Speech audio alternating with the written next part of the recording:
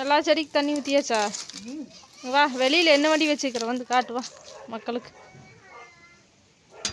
இது எங்கேயோ ஊர் சுற்றிட்டு வந்துருச்சு பெரிய இது மாதிரி.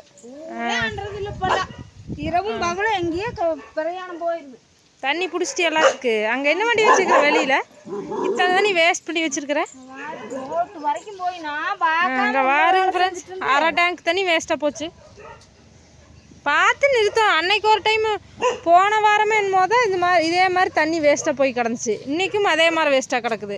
தண்ணி வேஸ்ட் பண்ணவே தண்ணி குடிக்கிறங்கிற வேரில் இப்படி பண்ணிட்டு இருக்கிற. தண்ணியே வேஸ்ட் பண்ண மாட்டேன் இப்படி அப்புறம் சொல்கிறேன் கோழி வரைக்குதுன்னு. ஃபஸ்ட்டு ஒரு டைம் போனப்பவே அது அடுத்த டைம் தண்ணி விடும்போது அங்கே அடைச்சுட்டு தண்ணி விட வேண்டியதானே மண்ணை வச்சு. நானும் கவனக்குறையே விட்டுட்டு அப்படின்னா தண்ணி வேஸ்ட். அங்கே வாரு சகி சொல்லலின்னு இன்னும் ஒரு டேங்க் காலி வண்டி இருப்பீங்க. நானே வெளியில் வந்துட்டு கரெக்டாக நான் வெளியில் வந்து ஃபஸ்ட் பார்த்தேன். இல்லை சகிதான் சொன்னேன் அப்படி ஃபஸ்ட்டு. இங்கே வாருங்கக்கா தண்ணி வெளியே போயிடுச்சு அப்படி.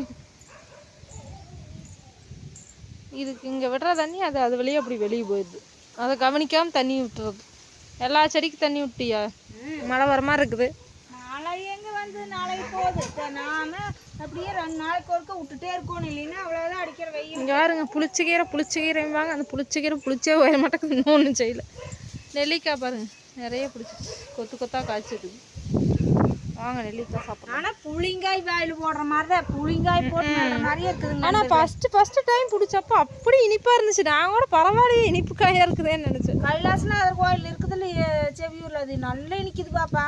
அதை கொண்டு வந்து போட்டுடலாம். விதை கொண்டாந்து போடலான்னு எங்கே போய் பொறிக்கிறக்கே எல்லாம் மேலே போய் காய்ச்சி கிடக்குது. எப்படி பறிச்சிட்டு இருக்குது வராங்க அந்த கோழி மும்முரமாக வரேன். தண்ணி விட்டதையும் பாரு. ஈரமானாவே பறிக்கிறக்க ஆரம்பிச்சிடுது. அது கோழியோட இயல்பே. துளசி செடிக்கு ஊற்றி இருக்கிற தேம் போட்டு கும்பிட்றல துளசிக்கு. கம்மன் பச்சை பழம் வாங்கிட்டு வந்து அடைச்சுட்டு அதுக்குள்ளே கீரை போட்டோம்னா அப்படியே இருக்குது. அப்படித்தான் எல்லாரும் பண்ணுறாங்க. இப்படித்தான் பண்ண ஃப்ரெண்ட்ஸ் இதுதான் நடந்துட்டுருக்குது இப்போது எங்கள் வீட்டில். அப்புறம் இந்த கீரையெல்லாம் பறிச்சிட்டியா? இந்த கீரை அதெல்லாம் பொறிச்சு. இது பொன்னாங்கண்ணிங்கிறாங்க. பொன்னாங்கண்ணி வகை. செம்பொன்னாங்கண்ணிங்கிறாங்க. லைன் கீரைங்கிறாங்க. என்ன கீரைன்னு சொல்லுங்கள் கமாண்டில். ரயின் கீரை இதெல்லாம் முத்தி போச்சு. ரயின் கீரையும் கரிஞ்சி குட்டியும் பொறிச்சு. எங்கள் வீட்லேயே பறிச்சது கொஞ்சம். குழந்தைங்களுக்கு தான் அது, எங்களுக்காக. குழந்தைகளுக்கெல்லாம் 2 இன்னைக்கு சந்தைக்கு போவாங்க ஃப்ரெண்ட்ஸ். சந்தைக்கு போயிட்டு மிச்சமாக கணக்கு. சந்தைக்கு போயிட்டு இன்னொரு கட்டு வாங்கணும் நம்மளுக்கு சரியாக போயிடும். இங்கே பாரு இது நேற்று தான் ஒரு வீடியோ பார்த்தேன். ரோஜா பூச்செடியில் காய் உடுக்கி அப்படின்னு. அதே மாதிரி அதை போய் கையில் படாத அம்மா செடியில் காய் என்னது கரெக்டாக காத்தடிக்குது.